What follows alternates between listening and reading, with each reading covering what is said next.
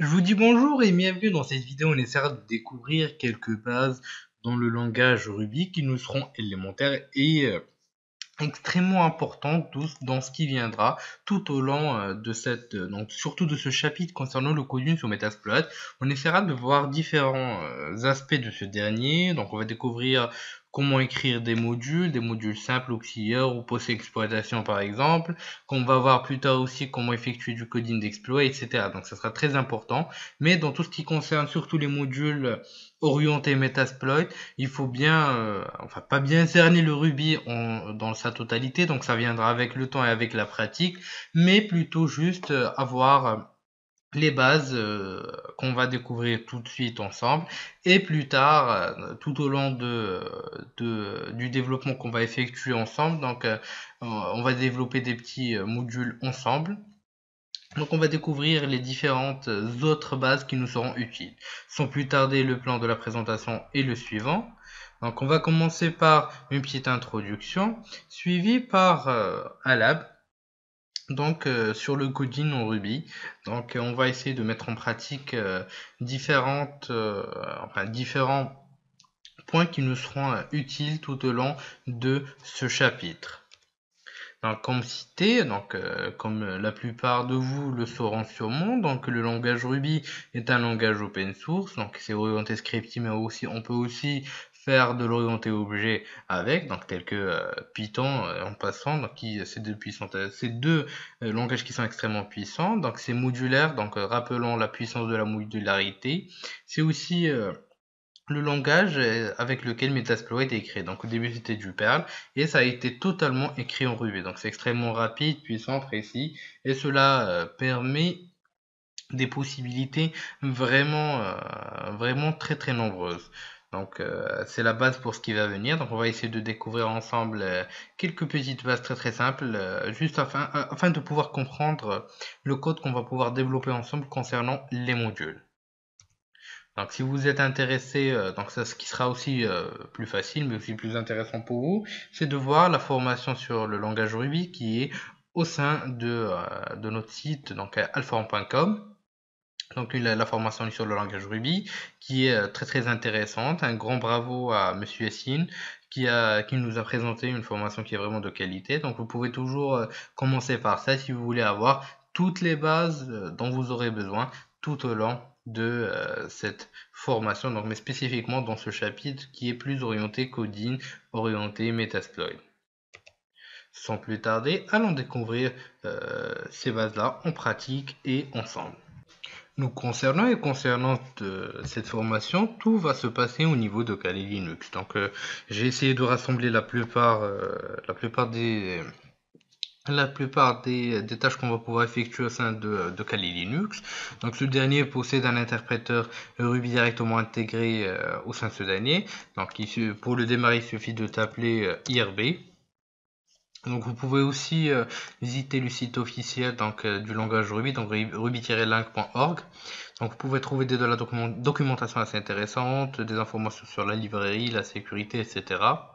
Donc c'est vraiment très intéressant. Vous pouvez aussi télécharger ce dernier au sein de Linux. Donc si vous travaillez sur une distribution différente, vous voulez travailler sur cette dernière au niveau des machines OS X, donc Mac, et aussi au niveau de Windows. Donc vous avez toutes les étapes que vous devez suivre, mais aussi de la documentation qui est vraiment très intéressante. Donc si vous voulez aller plus loin, donc ce que je vous encourage à faire toujours, c'est penser auto-formation. Donc c'est ce qui est le plus intéressant. Donc et c'est là où vous progresserez le plus. Au niveau de Kali Linux, donc on va commencer par des manipulations qui sont tout aussi simples pour voir la réaction de notre interpréteur donc par rapport à ce qu'on rentre comme paramètre. Donc si on rentre directement une variable donc de type numérique, cela retourne à la variable qu'on aura entrée. Donc si on effectue des opérations arithmétiques, c'est pareil.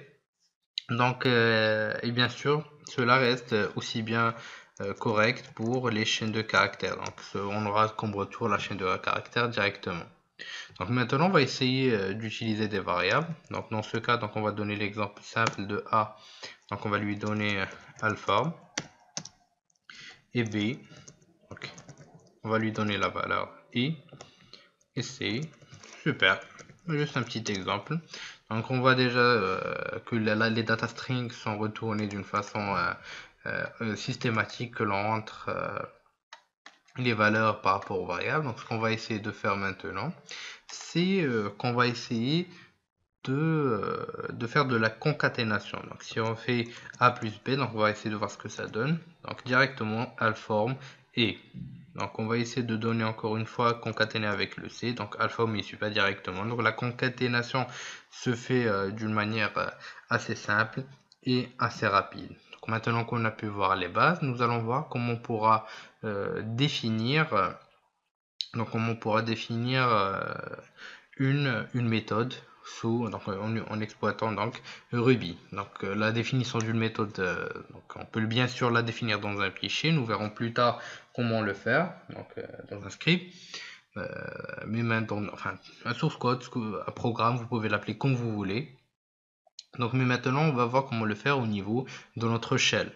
Donc c'est vraiment très très simple. Donc on va choisir par exemple, on va donner une multiplication par exemple, donc multiplication par 5, donc multi, donc on va laisser 5 et on va donner un paramètre. Donc ça ressemble beaucoup au Python pour ceux qui ont déjà touché à ce dernier. Donc on va donner par exemple un paramètre W ou A simplement, donc il va être passé en paramètre.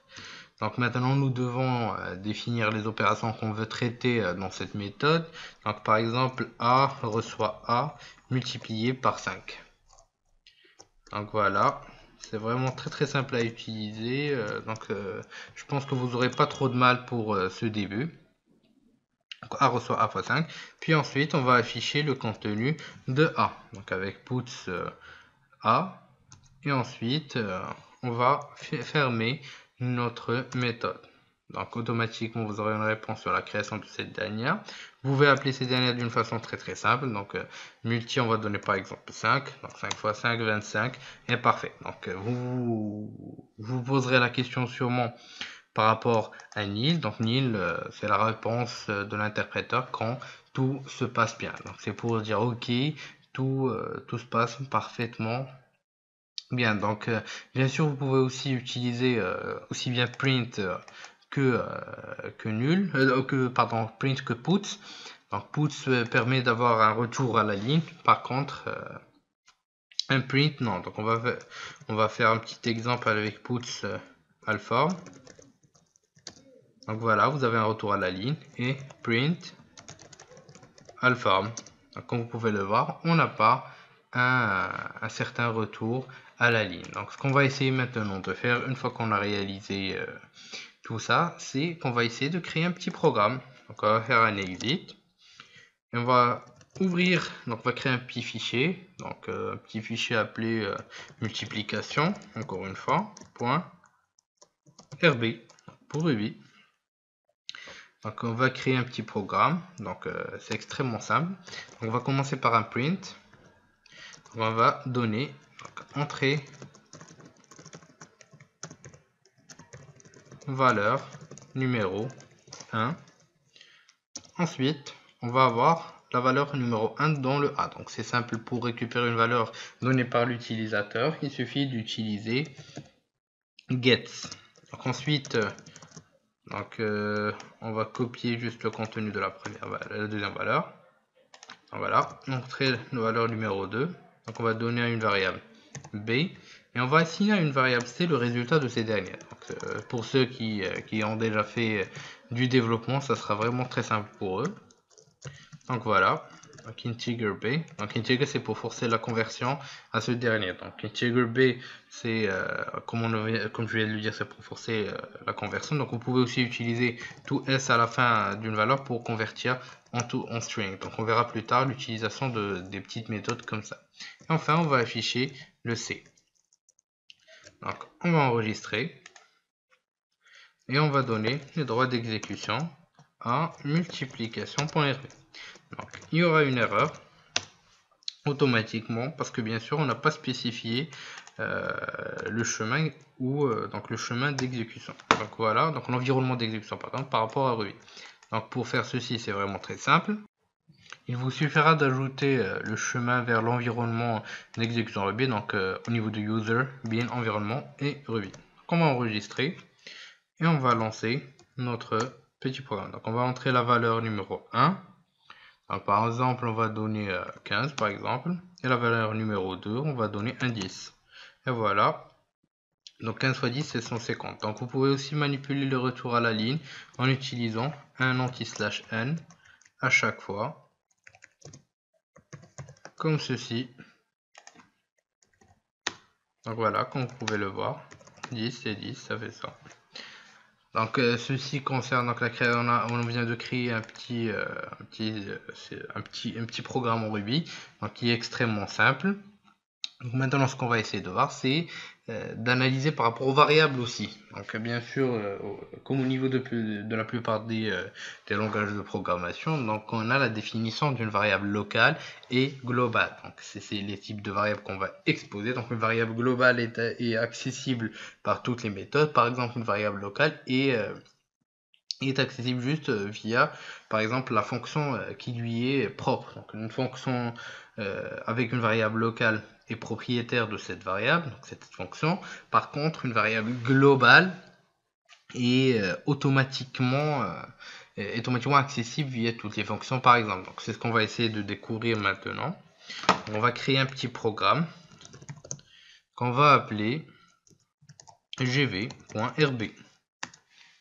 Donc, ce qu'on va essayer de voir, donc on va tout d'abord spécifier l'environnement d'exécution. Donc ensuite, on va spécifier une variable globale. On va lui donner la valeur, par exemple 7. Ensuite, on va définir une fonction qu'on va appeler fonction L, donc pour local. Donc on n'a pas de paramètres, donc on n'a pas besoin de spécifier. Donc ensuite, on va spécifier une variable locale qu'on va aussi appeler par exemple variable globale. Donc juste pour que vous puissiez voir la différence entre une variable locale et globale et comment le programme, donc lors de l'exécution, interprète ces dernières. Donc ce qu'on va essayer de faire maintenant, c'est qu'on va essayer d'accéder à la variable qu'on vient de créer. Donc cette variable qu'on va initialiser bien sûr. On va lui donner par exemple la valeur 100. Donc on va essayer d'afficher les deux. On va ajouter le dollar pour la variable globale et on va ajouter un end. Et à la fin, on va appeler notre fonction L pour voir ce qui se passe au niveau de l'exécution. Donc on va bien sûr accorder les droits d'exécution à gv.p. Ensuite, on va exécuter le programme. Donc, comme vous pouvez le voir, il existe deux types de variables par rapport au programme. Donc, il différencie très bien entre les variables globales et locales. L'appel vers la variable globale se fait en ajoutant le dollar. Donc, la variable globale est toujours définie avec un dollar avant son nom. Et la variable locale se définit d'une façon extrêmement simple, comme vous pouvez le voir. Donc, comme vous pouvez voir, jusqu'à maintenant, Ruby est vraiment extrêmement intéressant pour son utilisation. Donc, mais vous aurez sûrement comme question, ici on a le traitement par rapport aux chaînes de caractères. Donc, c'est vraiment très simple aussi. Donc, si on a une langue, race par exemple, etc., on a plusieurs retours à la ligne. Donc, on va créer un petit programme appelé stringdata.rb.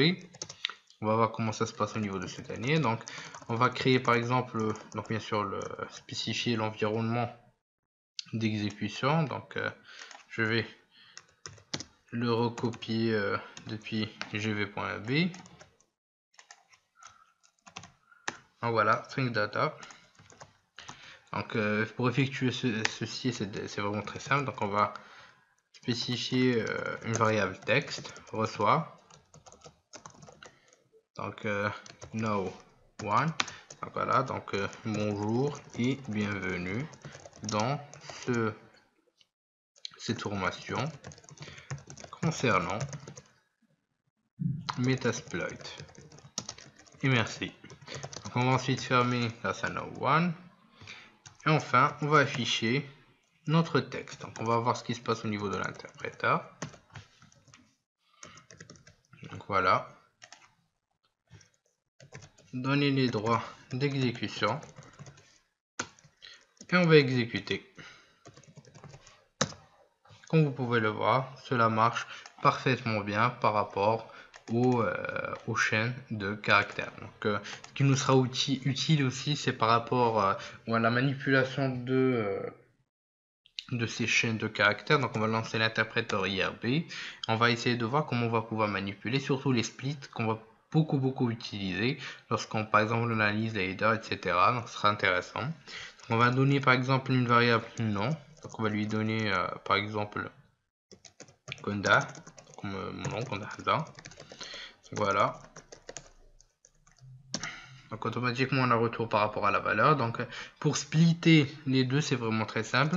Donc il suffit de spécifier la variable donc originale, donc la variable où vous voulez mettre le résultat, donc qui est prénom, et on va splitter par rapport à l'espace. Donc vous pouvez choisir selon vos besoins. Donc voilà, normalement j'ai fait ah oui, j'ai fait une petite erreur. Donc j'ai oublié donc prénom reçoit non point split. Donc voilà, vous aurez comme retour la variable, donc le contenu, la chaîne de caractères qui a été splitté en deux. Donc supposons par exemple qu'on va prendre une variable data et on va lui donner les données suivantes.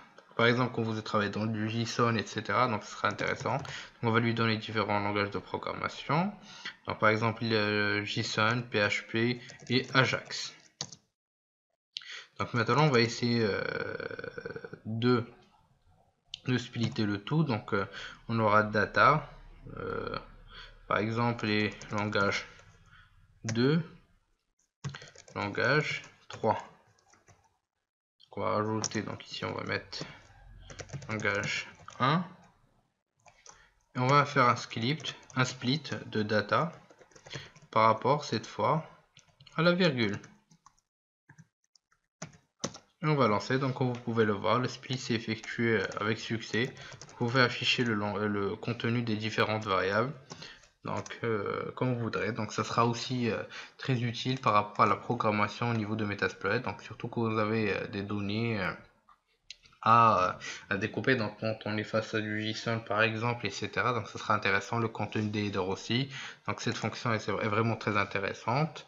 Donc bien sûr vous pouvez aussi utiliser différentes fonctions, par exemple au niveau des fonctions string. Donc il y a une fonction qui peut être utile. Donc on va reprendre le contenu de data et on va taper par exemple alform avec plusieurs espaces, formation. Donc vous pouvez toujours jouer sur les espaces, donc supprimer tous les espaces et n'en laisser qu'un en utilisant la fonction squeeze. Donc voilà. Et voilà, vous avez pu récupérer, donc supprimer tous les espaces que vous avez utilisés. Donc concernant tout ce qui est arithmétique, nous avons pu découvrir ça ensemble tout à l'heure. Donc vous pouvez aussi utiliser donc tout ce qui concerne les ranges en anglais, donc c'est les espaces par rapport donc c'est les plages autrement appelées en français. Donc c'est vraiment très simple à utiliser. Donc par exemple on va spécifier une plage donc une plage de nombre, donc 0, c'est simple, il faut juste spécifier le début et la fin, donc, comme ceci. Donc pour vérifier s'il y a un nombre dans cette plage, donc il suffit de taper plage point la fonction include et 1, donc si 1 est effectivement dans cette plage de nombre ou pas. Donc normalement vous aurez true si ce dernier existe, sinon vous aurez une réponse de false. Vous pouvez aussi spécifier le minimum et le maximum, donc en utilisant plage.min ou encore plage.max. Donc c'est vraiment assez sympa à utiliser et très simple. Les tableaux aussi, donc on en aura besoin. Donc c'est simple à utiliser. Donc on va prendre par exemple un petit exemple de tableau, donc notes par exemple pour des élèves, ou non, sincèrement, donc juste élèves, reçoit donc Alpha, John.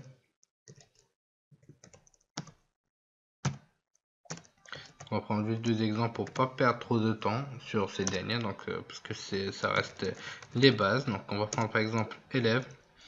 Pour spécifier, donc pour voir le premier élément, il suffit de taper élève, donc entre cocher et l'indice, donc l'index par rapport au tableau. Donc, le premier élément et ce dernier. Donc maintenant qu'on a pu découvrir tout ça, donc on va essayer de voir comment utiliser des classes et des objets. Donc on va faire un petit exit. On va créer un petit programme. Donc on va spécifier, donc on va exploiter ce dont on vient de parler.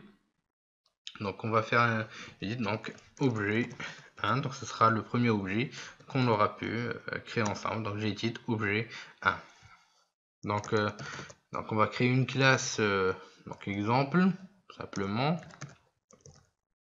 Et on va commencer donc l'initialisateur qui est une sorte de constructeur pour cette dernière. Donc n'importe quelle classe que vous êtes en train d'exploiter a besoin d'un initialiseur, donc surtout pour initialiser les différentes variables contenues dans ce dernier. Donc def initialize. Donc, on va spécifier un message par exemple. Donc on va ensuite donner un petit message pour l'utilisateur, donc bienvenue. Initialisation en cours.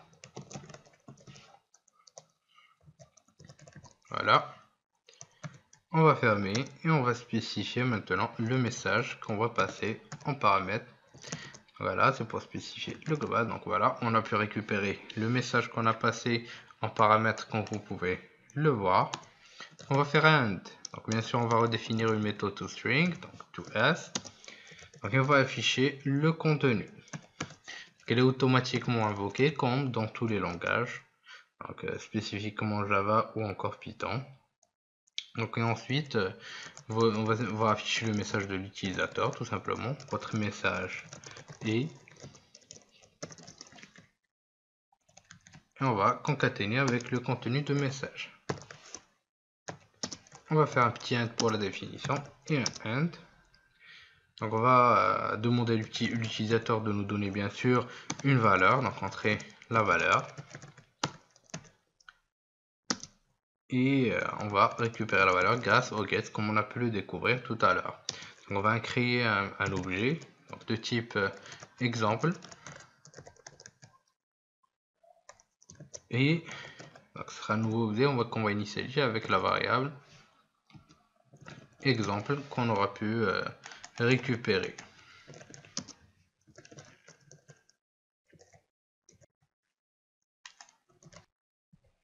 Comme ceci. Et enfin, on va appeler automatiquement la méthode toString. Donc comme je vous l'ai dit, la méthode toString est automatiquement appelée dans ces cas-là. Donc voilà, on va donner les droits d'exécution au programme objet 1. Ah pardon, donc j'ai oublié les droits. Et on va lancer ce dernier. Une fois que vous essayerez d'exécuter, bien sûr l'exécution ne marchera pas puisqu'on a oublié encore une fois. Donc le petit comme on l'a spécifié, donc l'environnement d'exécution, donc je le fais exprès parce que c'est vraiment très important que vous puissiez vous remémorer de l'ajouter toujours au début dans vos développements. Donc voilà, on va lancer objet 1, donc voilà, on va entrer une valeur, donc merci, tout simplement, et voilà, donc l'initialisation a été effectuée avec succès, et notre message qu'on a passé en paramètre et c'est affiché avec succès. Donc vous verrez la simplicité de l'utilisation de cette dernière. Donc concernant les méthodes, on a déjà vu comment on a pu utiliser ces dernières, donc d'une façon extrêmement simple. Donc vous pouvez utiliser la même chose au niveau des programmes. Donc concernant tout ce qui est les opérateurs, donc pareil pour tous les langages. Donc on va lancer juste JRB rapidement, comme vous pouvez le voir. Donc si c'est par exemple les opérateurs supérieurs ou inférieurs, donc si le premier est inférieur ou supérieur au deuxième, vous aurez un message false ou bien sûr true, donc dans l'autre cas. Donc généralement c'est ça. Donc pour la comparaison, c'est aussi extrêmement simple. Par exemple, on va prendre la comparaison entre deux chaînes de caractères, sachant que le langage est sensible à la casse. Donc là, si on prend Hamza avec Hamza, donc vous n'aurez pas la même réponse, ce sera un false. Par contre, si on prend un H minuscule, donc vous aurez un true automatiquement. Donc comme vous pouvez le voir, c'est vraiment hyper simple à utiliser. Donc on aura aussi besoin de l'utilisation donc des loops, donc de tout ce qui concerne les boucles, qui reste extrêmement intéressant dans notre cas. Donc on va sortir de l'interpréteur rapidement pour voir la boucle loop, comment ça se passe. Donc on va voir un petit exemple du for. Donc on va prendre un petit exemple loop.rb. On va prendre deux exemples plutôt que l'environnement. Ensuite on va définir une boucle for. Donc for i, donc c'est comme tous les langages. Donc la définition est très simple. Donc i in, donc dans le range qu'on peut afficher. Donc et on va afficher print numéro. Ensuite, donc pour spécifier une valeur au sein du boucle, donc il suffit de taper dièse entre donc les petits collets et un anti/n pour revenir à la ligne, un end et un tel pour la fonction. Ensuite, on va appeler notre for, donc juste pour que ça se passe, donc for l, comme ça on fait pas, ça sera pas la même chose que du for, donc il faut toujours éviter ça. On va aussi avoir une petite définition du while, donc c'est important à savoir aussi. Donc pour pas que ça ressemble au while, donc on va donner n est égal à 10 par exemple, donc while n est supérieur à 5, donc on va faire un do. Donc à chaque fois que vous voulez faire un traitement, c'est quasi comme tous les langages. Donc numéro while $, on va ouvrir encore une fois la valeur de n et un petit anti/n pour revenir à la ligne. Donc bien sûr on va décrémenter dans ce cas. Donc voilà, à 0 puisqu'on décrémente le premier int et le deuxième. On va appeler le for et notre while. Donc voilà, on va donner les droits d'exécution à loop et on va lancer ce dernier pour voir ce que ça donne. Donc voilà, comme vous pouvez le voir. Donc bien sûr, la condition, on a un petit problème au niveau du programme par rapport à la condition d'arrêt du while. Donc voilà, donc on a ici c'est pas un moins, c'est un égal. On va faire un clear et on va lancer notre petit programme. Et voilà, comme vous pouvez le voir, ça marche parfaitement bien. Donc ça sera les petites bases rapidement qu'on aura pu découvrir ensemble et dont on aura besoin prochainement, donc vous pourrez le voir. Pendant cette présentation, nous avons pu voir un bref aperçu du coding au niveau du Ruby d'une façon très rapide et très simple. Donc, vous pouvez, comme je vous l'ai cité dans les slides précédents, vous pouvez avoir plus de détails dans tout ce qui concerne la formation qui est présente au niveau d'alphon.com. Donc, j'ai juste essayé de vous présenter les bases afin que vous puissiez comprendre ce qui se passe au niveau des modules. Donc, au niveau du coding des modules qu'on fera ensemble. Donc, vous allez voir à quel point ça peut être simple si vous avez suivi un petit peu les bases et comment ça peut être bénéfique et surtout donc les modules, cette modularité de Metasploit qui le rend si puissant. Je vous dis merci de votre suivi et à la prochaine vidéo sur Alpha.